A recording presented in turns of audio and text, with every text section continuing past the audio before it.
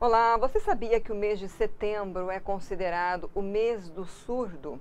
Essa história começou na Segunda Guerra Mundial, quando os nazistas colocavam a faixa azul no braço das pessoas que tinham deficiência para enquadrar como se fossem inferiores, e assim também eram os surdos marcados. Hoje nós vamos falar um pouco sobre os direitos da pessoa, o surdo-mudo, por que isso acontece, se existem graus. A nossa convidada já esteve aqui como fonoaudióloga, Vanessa Moraes.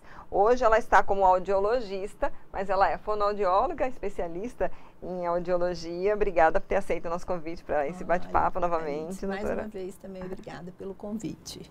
Bom, vamos já iniciar primeiro falando, já que a gente citou aí a Segunda Guerra, né, como é que eram tratadas essas pessoas na antiguidade, nesses tempos, né? Então, todas as pessoas que tinham deficiência eram tratadas de maneira muito diferenciada e muito triste, né?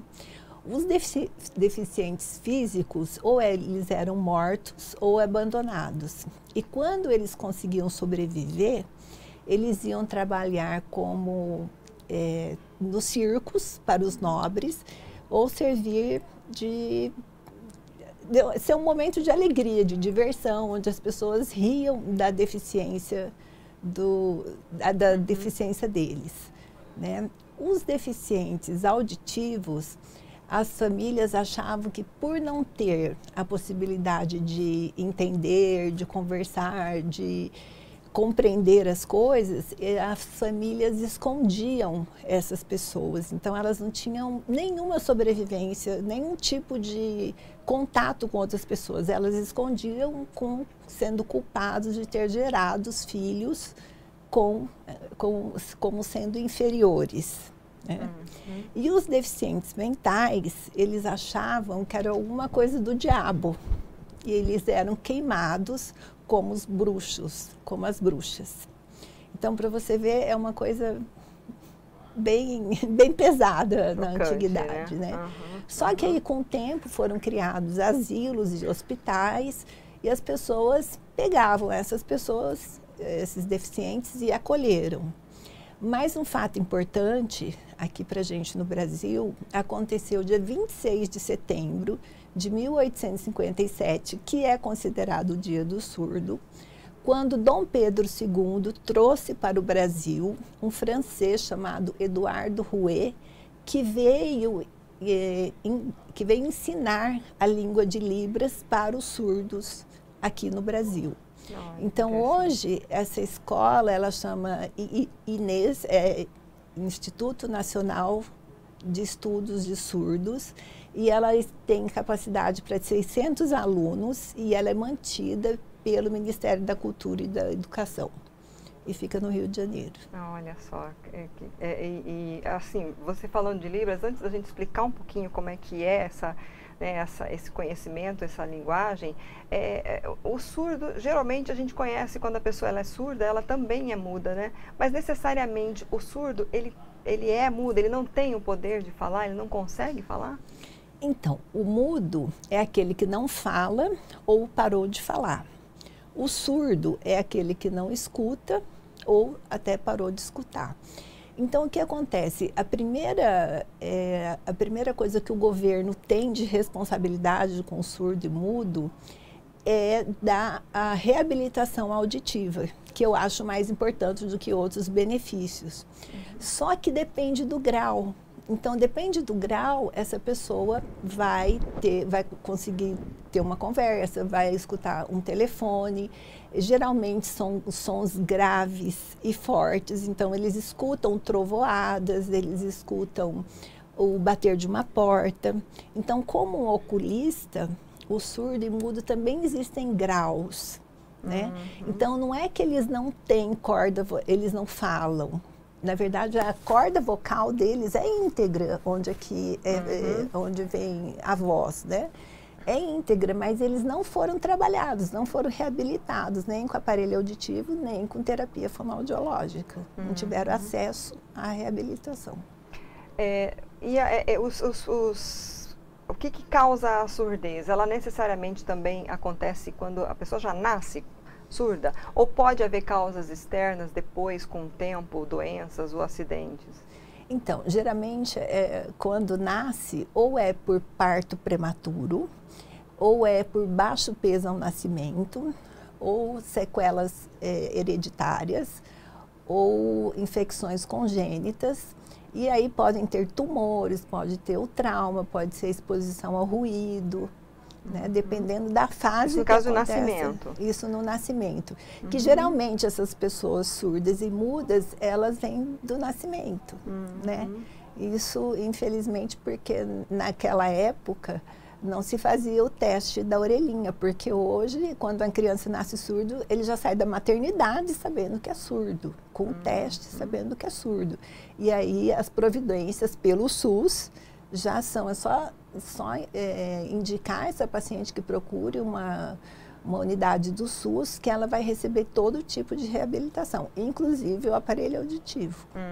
Esse teste da orelhinha hoje é obrigatório. As mães e as crianças têm o direito de fazer assim que nasce. É obrigatório no Brasil inteiro e tem que fazer antes de sair da maternidade. Esse diagnóstico nesse início, ele pode ajudar, ele contribui para esse tratamento, para que, por exemplo, essa criança lá na frente consiga falar ou desenvolver a fala?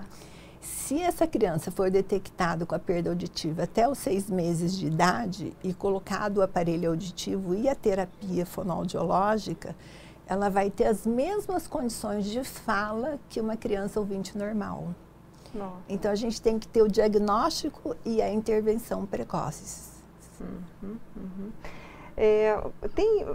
Quais são assim, os outros direitos que você pode citar, né, das pessoas surdas? Porque você está falando aí numa situação né, de nascimento, o direito a ter o aparelho auditivo. Tem algumas outras situações que a pessoa pode se enfrentar e ela tem que saber que ela tem esse direito? Sim, sim. Tem o benefício do INSS. Essas pessoas têm direito a passe municipal e interestadual também. Tem isenção do IPI, que é o imposto para se comprar o carro. Elas têm direito à fila, prioridade em filas. Elas têm uma cota nos concursos públicos. Quando ela viaja de avião, o acompanhante tem 80% de desconto nas passagens aéreas, né? E o que eu acho mais importante de tudo é ter a acessibilidade à reabilitação auditiva, que é o mais importante, para mim, do que ter esses benefícios, né? Claro. É a criança ser realmente protetizada e ser feita a terapia e ela conseguir falar a língua portuguesa. O uso do aparelho auditivo, o SUS também fornece? Sim, fornece. E esse acompanhamento é feito de que forma? De quanto em quanto tempo? Tem que haver troca? Como que é feito esse tratamento? Então, cada aparelho auditivo ele tem uma vida útil de 4 anos, 4 anos e meio. Isso está tudo no programa do SUS. E a reabilitação também é no SUS. Então, a criança tem que ir uma vez por semana fazer essa terapia de aprender a falar, tem que ter o aparelho auditivo e é feito todo o acompanhamento. É fantástico o trabalho que se faz no SUS com deficiente auditivo. É muito bonito. Bacana, E quem é surdo, por exemplo, só de um lado, é considerado surdo? Tem os mesmos direitos? Então, por ser uma deficiência, né, infelizmente não tem os mesmos direitos que uma perda auditiva bilateral. Não é concedido os mesmos direitos. Só perda bilateral, nos 2 ouvidos. Podem outras doenças ou, por exemplo, acidentes que às vezes causam uma surdez. A partir daí, e ele tivesse esse diagnóstico, ele tem os direitos garantidos, independe da causa. Sim, existe um limiar, um grau de perda, porque a perda auditiva a gente classifica em graus. Então, existe um grau severo, se ela passar a ter uma perda auditiva severa nos 2 ouvidos, ela já pode ser beneficiada por esses direitos já. Porque eu me lembro que você esteve aqui, inclusive, para falar das consequências de Covid, né? E teve gente que teve problema até com vacina e tal, né? Acordou sem ouvir nada, né? Dentro dessa prática, você conseguiu acompanhar? Houve uma reabilitação nesses casos? Pode haver uma reabilitação? Então, geralmente o que acontecia, o que aconteceu bastante, é a surdez súbita, né? Então, quando esses pacientes eram acudidos o mais rápido possível pelo médico otorrino e tomado medicamento, essa perda auditiva, ela ou melhorava, né? Ou ela ficava, né? Então, a maioria das perdas auditivas, quando tratadas o mais rápido possível, elas são reabilitadas com o uso de medicamentos. Mas, assim, eu não tenho visto mais, não tem chegado mais no consultório essas queixas, graças a Deus. Bom, né? Verdade, né? Graças a Deus, com o avanço aí da vacinação, né? Isso aí não tem mais chegado no consultório, não. Bom, você citou aí a chegada do primeiro curso de Libras ao Brasil. Como é que está hoje o ensino de Libras? Ele está realmente alcançando essas pessoas? Como que ele é feito? Conta um pouco para a gente, doutora Vanessa. Então, a maior dificuldade do surdo e mudo é a comunicação, né? Então, o que falta também são pessoas que falam a segunda língua do Brasil, porque a segunda foi denominada Libras a segunda língua do Brasil. Então, através de gestos e pistas visuais e pistas motoras, o paciente ele consegue se comunicar. Mas veja bem, imagine se não tiver um intérprete, por exemplo, na farmácia. Como esse surdo mudo vai dizer para o farmacêutico a dor que ele está sentindo, para o médico a dor que ele está sentindo se não houver um intérprete, né? Como ele vai se comunicar? Então, isso a gente vê nos restaurantes, o pedido que ele quer fazer. Então, sempre a necessidade de ter outra pessoa. E, geralmente, acaba uma pessoa da família mais próxima falando a língua de sinais como ele. Né? Igrejas deveriam ter também, teatros deveriam ter. Então, escolas, né? São poucas escolas que ensinam Libras aqui. Então, a maior dificuldade realmente é essa comunicação, porque a gente não acha quantidade de pessoas suficientes que estudam Libras. Na verdade, assim, eu acho que muitas vezes as pessoas têm a ideia de que o curso de Libras é só para quem é surdo, né? Para quem não ouve. E você falando, né, de situações tão corriqueiras, todos nós deveríamos, então, já que é uma segunda língua nossa, né, deveríamos aprender, porque a gente já sabe aqui, concurso público, a pessoa pode já informar e ter o direito a intérprete, né? Eleição, a gente está aí próximo às eleições, pode se informar, tem que ter o intérprete. Isso em várias situações, né, de acessibilidade que já são exigidas e a pessoa tem o direito. Então, assim, como... agora falando para o cidadão comum que quer, por exemplo, tem concurso que oferece vaga para intérprete em Libras, né? Pois é. Eu acho que deveria estar na escola, né?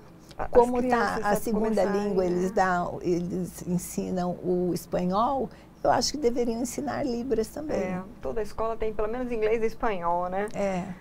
Como escolher, então, um curso de Libras? O que você tem, assim, a gente sabe que aqui em Cuiabá parece que tem até uma estrutura muito boa, né? A gente conhece um pouco, vê até algumas ruas com sinalizações próximas à escola.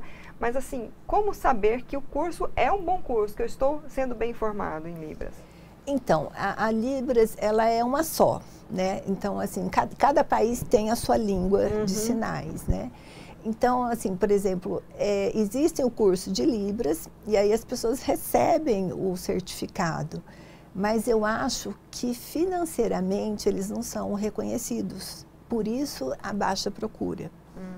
Então, eu tenho um colega que ele é intérprete de Libras na Igreja Batista e ele, com muita dificuldade, me pedindo, Vanessa, me ajuda. E eu nunca consegui ajudá-lo, né? Assim, na Assembleia é que eu vejo bastante, né? Que, por exemplo, o prefeito tem o seu, o governador tem o seu, mas são poucas as pessoas que você vê na televisão. Até agora, a gente está no período eleitoral, eu acho que cada candidato deveria ter o seu intérprete em línguas, né? Porque são muitos surdo-mudos que a gente tem, são muitos. E a gente percebe, por exemplo, num local, às vezes a gente já tem visto shows, né, locais em que eles levam os intérpretes, eles têm que se revezar, né? Quanto tempo que a pessoa pode ficar ali fazendo, né, a tradução em Libras e precisa fazer esse revezamento com outro colega? A cada 30 minutos, 30 minutos? Eles se revezam. A cada 30 minutos. Nossa. Gente, aí é uma provocação até pra gente, né? Vamos aprender, vamos tornar isso mais acessível, né? Alguma questão que a gente não abordou, doutora, que você queria também destacar para a gente encerrar? Então, fica que o meu sentimento, né, como até profissional, de realmente as pessoas se interessarem mais pelo surdo e mudo, e nos colocar no lugar, né, da sobrevivência, dele falar o que ele pensa, dele contar histórias, dele ter uma vida próxima ao de um ouvinte normal, se ele tiver um intérprete ao lado dele. Então, isso é possível. O que falta é esse profissional estando junto com ele. Tá joia. Quem quiser fazer uma avaliação, que tiver aí alguma dúvida em relação até algum parente, onde encontrá-la, como que pode buscar os seus contatos? Eu trabalho na Sonicom Soluções Auditivas e o telefone é 3624-1250. Tá ótimo. Muito obrigada novamente pelas suas informações. Obrigada a você e todo o seu pessoal que trabalha junto aqui com você por mais essa oportunidade. Tá joia. Gente, a gente ouviu aí a doutora Vanessa Moraes, vou repetir o telefone para você, 65, né, Cuiabá, 3624-1250. A doutora Vanessa já falou de zumbido aqui também, né? Vou tentar achar essa entrevista para deixar na descrição do YouTube o link dessa entrevista, bastante interessante.